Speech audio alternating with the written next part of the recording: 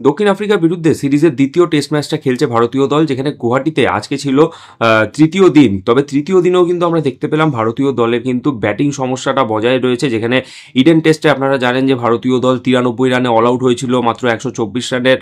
টার্গেটও তারা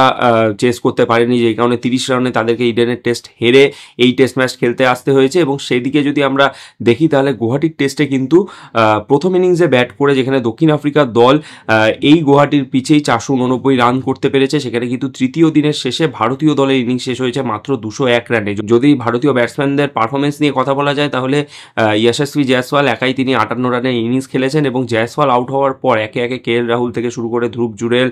নীতিশ কুমার রেড্ডিরা পরপর কিন্তু তাদের উইকেট হারিয়েছেন এবং কেউ কিন্তু সেইভাবে রান করতে পারেননি। এবং একটা সময় গিয়ে মনে হচ্ছিল যে ভারতীয় দল হয়তো তাদের ফলো অনটা পর্যন্ত বাঁচাতে পারবে না, কিন্তু শেষের দিকে ওয়াশিংটন সুন্দর এবং কুলদীপ যাদব মিলে তারা কিন্তু ইনিংসের হাল ধরেন, যেখানে 48 রানের ইনিংস এসেছে ওয়াশিংটন সুন্দরের ব্যাট থেকে। এবং অবশেষে তৃতীয় দিনের শেষ হওয়ার আগেই কিন্তু 201 রানে গুটিয়ে যায় ভারতের ইনিংস, এবং জবাবে দক্ষিণ আফ্রিকা দল যখন ব্যাট করতে আসে তারা কিন্তু মাত্র 8 ওভার খেলে